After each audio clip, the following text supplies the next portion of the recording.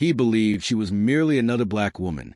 He could intimidate until she stepped into the courtroom and obliterated his career. The road was nearly deserted that evening, with just a few cars passing by, their headlights reflecting off the wet asphalt. The streetlights flickered, casting elongated shadows across a stretch of highway just outside Birmingham, Alabama. It was late, just past 11, the kind of hour when most individuals simply wanted to return home. Lieutenant Commander Renee Dawson had been driving for nearly 2 hours, her fingers lightly drumming against the steering wheel, humming softly along to the gentle rhythm of an old jazz melody playing through the speakers. She wasn't dressed in uniform, just a plain black sweater and jeans, her hair pulled back, so she thought she blended in. However, that changed when she noticed the lights flashing in her rearview mirror, red and blue, rapidly closing in on her. Her stomach tightened, not from fear. She understood how these situations typically unfolded, but from sheer fatigue. She signaled, changed lanes, and carefully maneuvered her vehicle onto the shoulder of the road. She shifted the car into park, took a slow, calming breath, and kept both hands visible. Having served in the military long enough, she was familiar with the procedure. A white patrol car came to a stop just behind her, and the officer took his time getting out. When he finally emerged, he moved like a man who expected compliance. Heavy boots scraping against the asphalt, one hand resting on his belt while the other held a flashlight that flickered on as he approached. She turned her head slightly, observing him through the side mirror, the name on his badge glinting in the light. Briggs. License and registration, he demanded, offering no greeting, no explanation. His voice was flat, rehearsed, and impatient. Renee met his gaze in the mirror before slowly reaching into the glove compartment to retrieve her documents. "Was I speeding, officer?" she inquired, her voice steady. Briggs did not respond immediately. He took the papers from her hand and held them just out of reach while surveying her vehicle. "Taillights are out," he stated. She frowned. "That can't be correct." Briggs finally looked at her. "Are you arguing with me?" A moment of silence passed, and Renee felt the shift in the atmosphere, a quiet, unspoken moment where authority met defiance, with one side expecting the other to yield. She had witnessed this before in briefings on bases overseas and in training exercises designed to prepare sailors for the realities outside the Navy. She was aware that pushing back was unwise, yet she also understood her rights. "I'm merely stating," she replied calmly, "that my tail lights were checked a few weeks ago, but if there's an issue, I can have it addressed." "Step out of the car," Briggs interrupted, as if he hadn't heard a word she spoke. Renee exhaled slowly, glancing toward the traffic ahead. No witnesses. She tapped her fingers against the steering wheel once, then reached for the door handle. "Mind telling me why?" she asked. Briggs tilted his head, smirking, "Because I said so." She let that hang in the air for a moment before unbuckling her seatbelt and pushing the door open. The night air was cooler than she anticipated as she stepped onto the pavement. Her posture relaxed yet measured. She wasn't looking for a confrontation, but she also wouldn't allow herself to be intimidated. Briggs took a step back, scanning her, and she could sense him sizing her up, determining how far he could push her. "Turn around, hands on the car," he commanded. This time, she hesitated. "For what reason?" Briggs stepped closer, his smirk vanishing. "Are you resisting?" Renee held her ground. "No, I'm asking a question." A flicker of something crossed his face. Annoyance, perhaps amusement, but then without warning, he reached for his radio. "We have a non-compliant driver here," he muttered into the speaker. Then louder, "Turn around." Her pulse quickened, but her expression remained neutral. "Officer, I need you to understand something," she said, her voice low yet firm. "I know precisely what I am permitted to do, and I am fully aware of what you cannot do." Briggs did not appreciate that. She could see his jaw tense. "You're under arrest," he snapped, reaching for her wrist. Renee acted before he could grasp her, stepping back just enough to evade his grip. "Under arrest for what?" "For obstructing an officer," he announced, pulling out his handcuffs. She exhaled sharply through her nose. So that was his strategy. Her military training kicked in, her heartbeat steady, breathing controlled. Even she recognized she had two options: comply and contest this later, or resist and risk escalation. She refused to become another statistic. With slow, deliberate movements, she turned, placing her hands on the roof of her car. The metal felt cool against her palms. Briggs wasted no time yanking her arms behind her back, tightening the cuffs excessively before shoving her toward the patrol car. "You don't know what you're doing," she murmured. Briggs chuckled, pushing her into the back seat. "Lady, I know exactly what I'm doing." But he didn't, not even close. The hard plastic seat of the patrol car pressed uncomfortably against her back as Renee sat still, her wrists burning against the cuffs. Her breathing was measured. The door slammed shut behind her, sealing her inside. Outside, Briggs strutted back to his vehicle, muttering something into his radio. She glanced at the partition separating her from the front seat. The faint reflection of her face stared back, calm and composed, but beneath that surface, something simmered. She had endured combat drills, high-stakes operations, and interrogations in foreign territories. But this was different. This was a man with a badge, intoxicated by power, convinced he was invulnerable. Minutes passed, 5, then 10. She shifted her hands slightly, testing the cuffs. They were too tight, a deliberate act on his part. The driver's side door swung open, and Briggs slid in, whistling. Well, he muttered, fastening his seatbelt. "Let's take a little ride." She remained silent as he threw the car into gear, pulling off the shoulder and back onto the road. The patrol car lurched forward, the overhead lights still flashing. She could see the reflection of red and blue in the side mirrors, staining the road behind them. "You know," Briggs said after a moment, "most people just keep their mouths shut when I tell them to step out." Renee exhaled sharply through her nose. "And most officers don't arrest individuals for questioning a traffic stop." Briggs laughed, shaking his head. "Lady, you must really think you're somebody." She gazed at him through the glass. "I don't think, I know." This made him pause for a brief moment, his knuckles flexing around the wheel, a flicker of irritation breaking through his smug demeanor. But he quickly masked it. "You military?" he asked, his tone suddenly shifting. She didn't respond. "Yeah, I figured," he continued. "You've got that attitude, the above-the-law type. But you thought I'd back off if you threw that around, huh?" Still, she remained silent. Briggs clicked his tongue. "Shame," he mused, shaking his head. "If you just kept your mouth shut, we could have avoided all this." Her jaw tightened at his audacity, as if his actions were somehow her fault. The station came into view ahead, a squat gray brick building just off the main road. The parking lot was mostly empty. Late-night processing was slow, and for now, it appeared she was the only guest. Briggs pulled into a reserved spot near the entrance, killed the engine, and turned to look at her through the partition. "Gotta say," he murmured, "I do love when they make it easy." Before she could respond, he was out of the car, slamming the door behind him.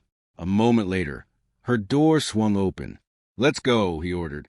Renee twisted her wrists slightly as she stepped out. The cuffs dug into her skin, and he hadn't loosened them at all.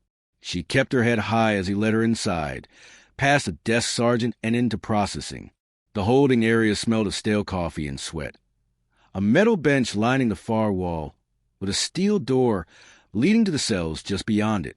Briggs uncuffed her just long enough to push her through booking. Fingerprints, mug shot, the whole routine. The officers behind the desk barely looked up, just going through the motions. She had witnessed this kind of indifference before, the kind that allowed bad men like Briggs to thrive. When it was over, he grabbed her wrist again, leading her toward the cells. "You think you're smart, huh?" he muttered under his breath. She glanced sideways. "I don't have to think." His grip tightened. She could tell that got under his skin. "Enjoy your stay," Briggs sneered, shoving her toward the cell. Renee caught herself before she stumbled and turned, watching as the metal bars slid shut between them. Briggs smirked from the other side, tapping the bars lightly with his fingers before walking away. The lock clicked into place. She took a slow breath, then sank onto the bench. The chill of the metal pressed through her jeans, grounding her. Just one night. That's all it would take, because Briggs had no idea who he had just messed with. The metal bench was cold, hard, and unforgiving. Renee shifted slightly, rolling her shoulders to ease the stiffness creeping in. The cell wasn't much. Just 4 walls, a single flickering light, and a faint smell of old sweat and disinfectant. She had spent nights in far worse conditions, in places where the threat wasn't just discomfort, but real danger. This was nothing. But that didn't mean she wasn't angry. Through the bars, she could hear the faint murmurs of officers talking at the front desk, the occasional shuffle of paperwork, the clatter of a coffee cup against a desk. She exhaled slowly and steadily. Control the breathing, control the mind. Basic training had drilled that into her long before she even set foot in the fleet. Then, heavy footsteps approached. She recognized him as Briggs before he even came into view. His stride had that same arrogant rhythm of a man who thought he was untouchable. He appeared in front of the cell a moment later, arms crossed over his chest, that same smirk plastered on his face. "Comfy?" She didn't reply. He tilted his head, stepping closer to the bars. "You know, if you just played along, you wouldn't be in here right now." A slow smile curled at the edges of her lips. "Oh, I'm exactly where I need to be." Briggs's smirk faltered for just a second, a flicker of something in his eyes, annoyance, uncertainty. But he quickly masked it, scoffing as he glanced toward the empty holding area. "No one's coming to get you tonight, lady," he shrugged. "Guess that means you'll have some time to think about that attitude." Renee simply watched him, unmoved and unshaken. Briggs leaned in slightly. "See, here's the thing," he continued, lowering his voice. "People like you think the rules don't apply. You think a little confidence is enough to get out of trouble." She let him talk, let him ramble. It didn't matter because he was unaware of what was coming. Then, as if on cue, another officer approached from the hallway, a younger man, probably in his late 20s, dressed in a standard issue uniform. He stopped a few feet away, holding a clipboard. Sergeant." The officer's voice carried just a hint of uncertainty. "We got a call." Briggs barely glanced at him, and the officer hesitated, shifting on his feet. "And I think you need to see this." Briggs frowned, then gave Renee one last look before stepping away. She leaned back, listening. The conversation was hushed, but she caught bits and pieces. Something about a lawyer, a call from higher-ups, questions regarding why she was being held. Briggs's voice dropped lower, sharp and annoyed. The younger officer stammered something in response, but whatever it was didn't seem to please him. Then heavy footsteps again. Briggs stormed back, his jaw tight, hands clenching the fists at his sides. His smirk was gone. "What the hell did you do?" Renee leaned forward, resting her elbows on her knees. "I didn't do anything." She tilted her head slightly. "But people talk, and some of us have friends in very high places." Briggs's face darkened. She could see it now, the moment of realization creeping in, the shift in power. He wasn't in control anymore. He turned on his heel, muttering something under his breath, and disappeared down the hallway. Renee exhaled. It wouldn't be long now, and when the truth emerged, Briggs was going to regret every single decision that had led him here. Morning light spilled to the narrow windows of the courthouse, casting long streaks across the polished floors. The air inside was crisp, the kind of cold that settled deep in your bones if you sat still for too long. Renee stood near the defendant's table, her posture relaxed but her eyes sharp. She wasn't in handcuffs anymore, no orange jumpsuit, no holding cell, just a well-tailored navy blue blazer, a simple blouse, and an undeniable presence. She wasn't alone. Beside her, her attorney, Carla Whitman, flipped through a stack of papers, barely glancing up as people trickled into the courtroom. The woman was efficient, methodical, no wasted movements, no small talk. Renee appreciated that. The heavy wooden doors at the back of the courtroom swung open, and Briggs walked in. He still carried himself like he owned the room, shoulders squared, chin slightly lifted, but there was a noticeable difference now, a stiffness in his step, a flicker of something in his expression that hadn't been there before. He wasn't as confident anymore. Renee caught his eye. He looked away. "Good." The judge entered, and the room fell silent. Judge Alan Kirkland, an older man with a weary expression, adjusted his glasses as he settled in. He didn't waste time. "All right," he sighed, glancing over the case files. "Let's get to it." The prosecutor, a middle-aged man with neatly combed hair, cleared his throat. Your Honor, we have reason to believe that the defendant, Lieutenant Commander Renee Dawson, was unlawfully detained without probable cause. Furthermore, new information suggests a pattern of misconduct involving the arresting officer, Sergeant Daniel Briggs. A murmur rippled through the room. Briggs shifted in his seat, his jaw tightening. The judge peered at him over his glasses. Sergeant Briggs, care to explain? Briggs leaned forward, clearing his throat. Your Honor, the defendant was uncooperative during a routine traffic stop. The prosecutor interrupted. Uncooperative? He lifted a document from the table. Lieutenant Commander Dawson's record shows a distinguished military career, a graduate of the Naval Academy, multiple commendations, no criminal history, no outstanding citations. Are you suggesting that despite all this, she was such a threat that you had to arrest her over a broken taillight? Briggs opened his mouth, then shut it. The silence stretched. The prosecutor continued, flipping through his papers. Additionally, an internal review of your arrest history reveals a disproportionate number of traffic stops involving black drivers in this district.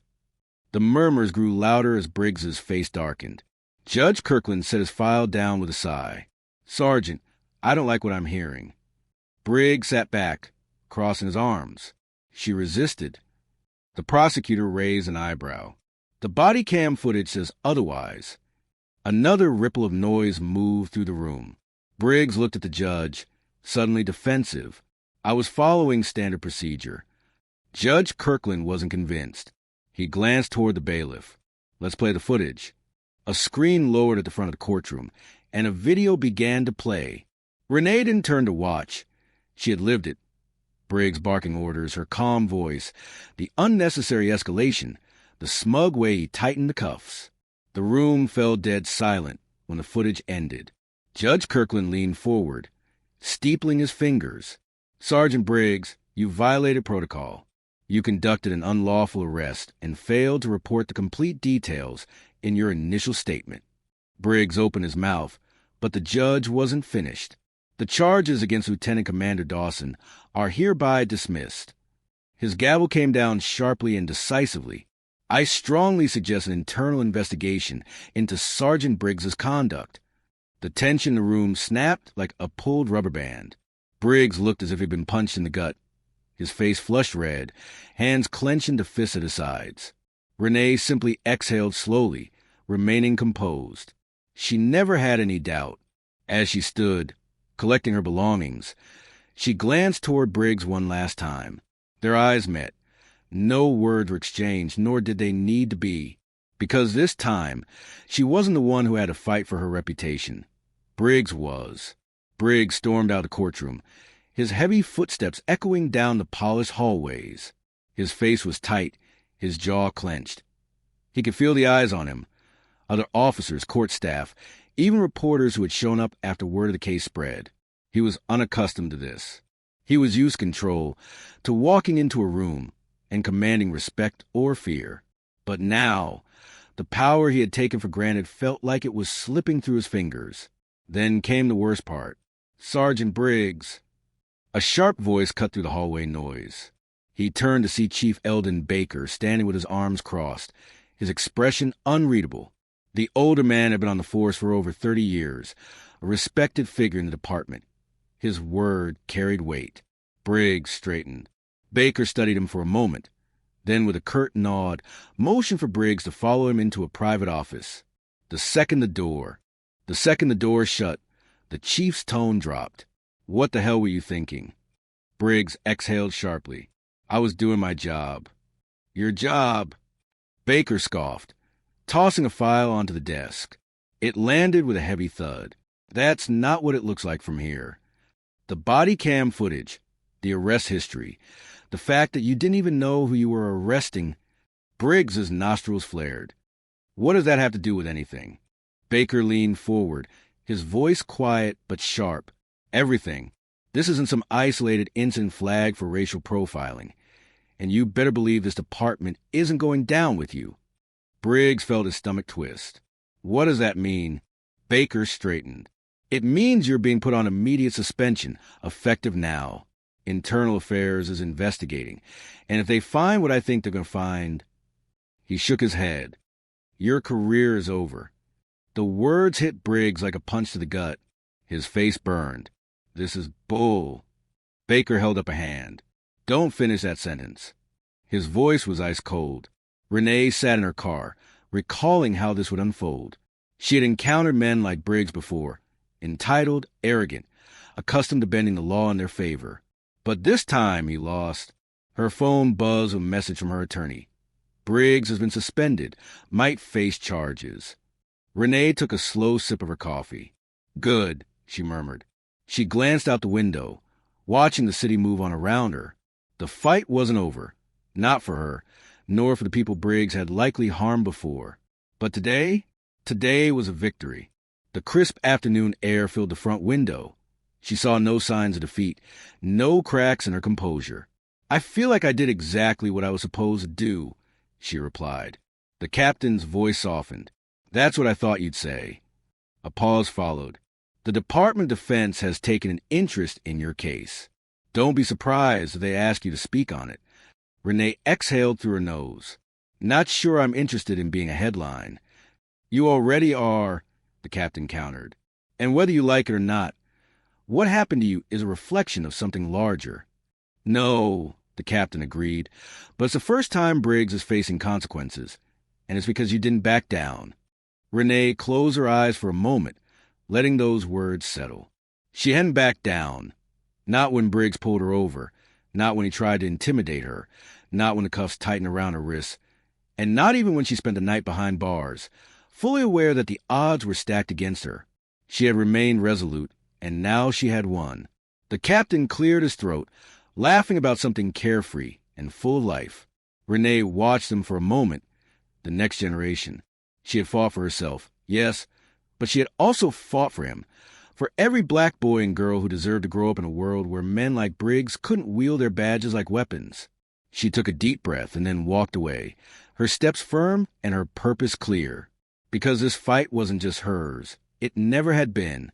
Power unchecked is power abused, and the only way to ensure justice is to stand firm against those who believe they can operate without accountability. As she stepped outside, the sunlight bathed her in warmth, and she felt a sense of hope. The world might be flawed, but she was determined to be a part of the change. With every step she took, she felt stronger, more empowered, and more aware of the responsibility she carried. Not just for herself, but for all those who would come before her and those who would follow. Today marked a turning point, not just in her life, but in the lives of many. She was ready to face whatever came next, armed with the knowledge that standing up for what is right is never in vain. And as she walked away from that courthouse, she knew one thing for certain. This was just a beginning. As Renee stepped out of the courthouse, she felt the warmth of the sun on her face, a stark contrast to the coldness she had just experienced. The world around her was alive with activity. Cars honking, people chatting, and the distant sound of construction. It was a reminder that life continued, regardless of the battles fought in the shadows. She walked toward her car, her mind racing with thoughts of what lay ahead. The suspension of Briggs was just the tip of the iceberg. The internal investigation would likely reveal a web of misconduct that extended far beyond her case. She knew that this was not just about her. It was about accountability and justice for everyone who had been wronged. As she settled into her vehicle, her phone buzzed again. It was a message from Carla. We need to discuss next steps. This isn't over. Renee nodded to herself, understanding the weight of those words. She was ready to take action to ensure that her experience could lead to meaningful change. She quickly replied, I'm on my way. Let's make sure this doesn't happen to anyone else. Driving through the bustling streets of Birmingham, she reflected on her journey. The challenges she faced in the military had prepared her for this moment, but nothing could have fully equipped her for the reality of confronting systemic injustice. She thought of the countless individuals who had suffered in silence, their stories buried beneath layers of bureaucracy and indifference. Arriving at the cafe where she had arranged to meet Carla, Renee parked and took a moment to gather her thoughts. She stepped inside, the aroma of freshly brewed coffee enveloping her. Carla was already seated at a corner table, her laptop open and papers spread out before her. Renee! Carla greeted, her expression serious yet supportive. "I've been reviewing everything, and we need to strategize. This case has potential to make waves." Renee nodded, taking a seat across from her. "I want to ensure we hold Briggs accountable, but I also want to address the broader issues within the department. This isn't just about my arrest. It's about a pattern of behavior that needs to change." Carla leaned in, her eyes focused. "Exactly.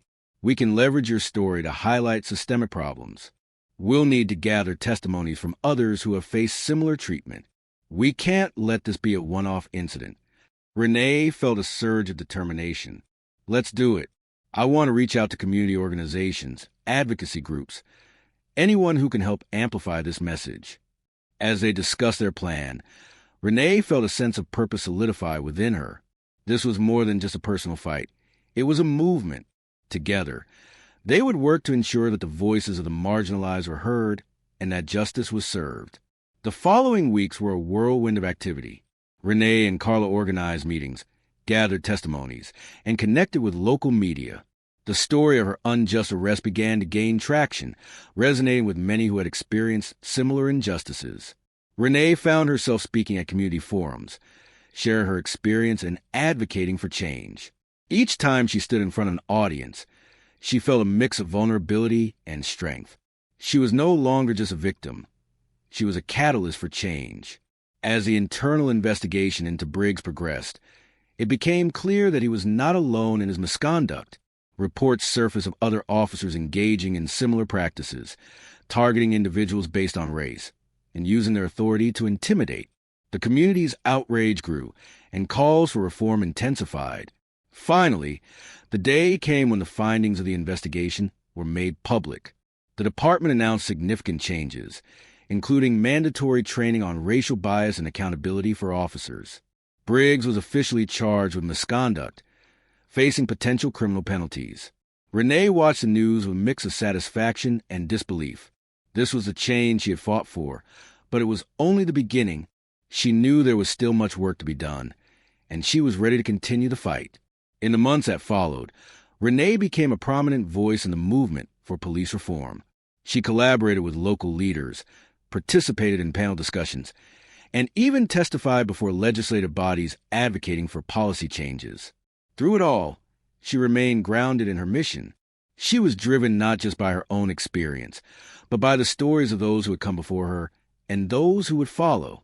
She understood that real change required persistence, courage, and a willingness to confront uncomfortable truths. As she stood on a stage one evening, addressing a crowd gathered for a rally, she felt a sense of unity among the people. They were all there for a common cause, a shared vision of justice and equality. "We will not be silenced," she declared, her voice strong and unwavering. "We will hold those in power accountable, and we will fight for a future where everyone is treated with dignity and respect." The crowd erupted in applause, and in that moment, Renee felt a profound connection to the community around her. She was no longer just a soldier. She was a leader, a beacon of hope for those seeking change. As the sun set, casting a golden hue over the gathering, she realized that the fight was far from over. But she also knew that together, they were forging a path toward a brighter future, one where justice was not just a dream but a reality for all. And with that thought, Renee embraced the journey ahead, ready to face whatever challenges lay in her path, knowing that she was not alone.